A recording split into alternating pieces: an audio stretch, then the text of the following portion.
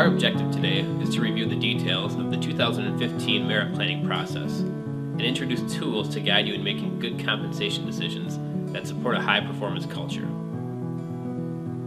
The purpose of merit planning is to provide base pay changes reflective of an individual's performance. This is an annual process that occurs during the first quarter, with pay changes effective April 1st. 2015's merit planning process will be 5 weeks long and open on Monday, February 23rd, and close on Friday, March 27th. In order to successfully launch merit planning in Workday, all business processes must be closed. Therefore, there will be a blackout period in Workday starting on Monday, February 16th. This allows the merit planning process to have clean and accurate compensation data. During the blackout period, all salary business processes related to job changes will not be allowed.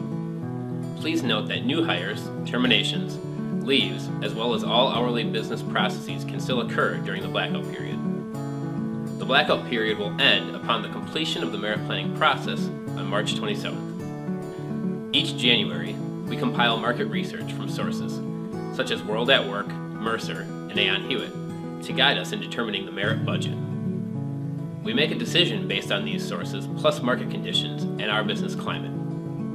This year, the merit budget has been approved at 3%, which will include merit increases and lump sums only. I'm going to take a few minutes to discuss what merit planning will look like this year and how it may vary from prior years.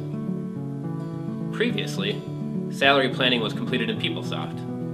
This year, merit planning will be completed in Workday. Historically, this process has included merit increases, lump sums, market adjustments, promotions, and incentive changes. Starting this year, this process will only include merit increases and lump sums, which is why we're calling it merit planning instead of salary planning. This key process change further supports our pay-for-performance philosophy by isolating the process to only include performance-related base pay changes, otherwise known as merit pay. Market adjustments, promotions, and incentive changes can all be done outside of the merit planning process by working with your local HR partner to complete the appropriate Workday business process outside of the merit planning process. These compensation changes will come out of your department budget as established in the beginning of the year.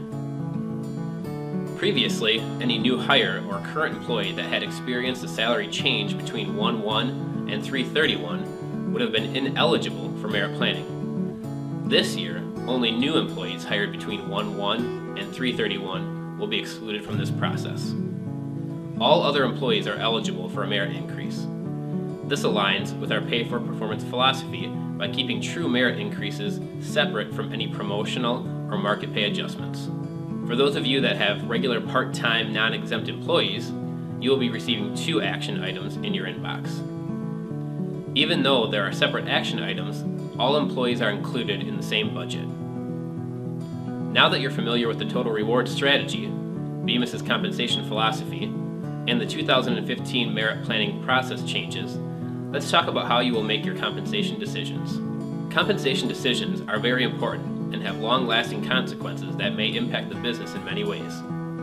When making compensation decisions, use good judgment and balance. Human resources and leaders both have many factors to keep in mind. Human resources must consider: what is the market competition?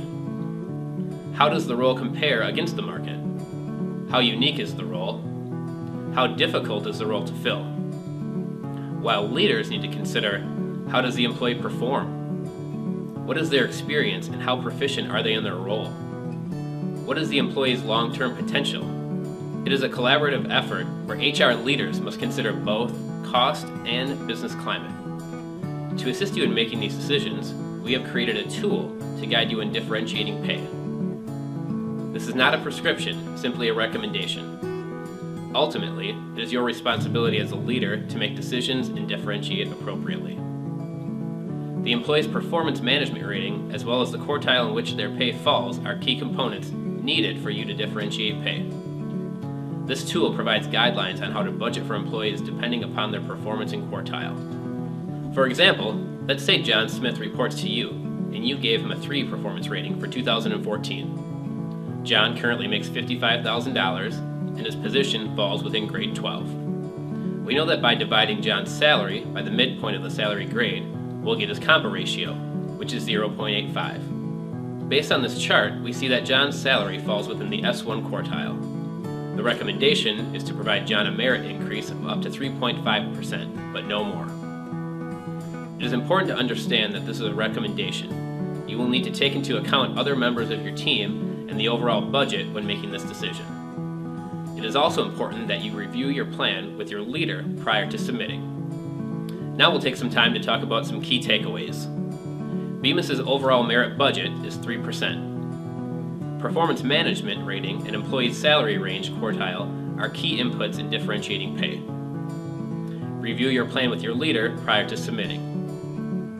Plans are not official until merit planning is closed. You will receive a communication when it is appropriate to communicate pay changes to your employees.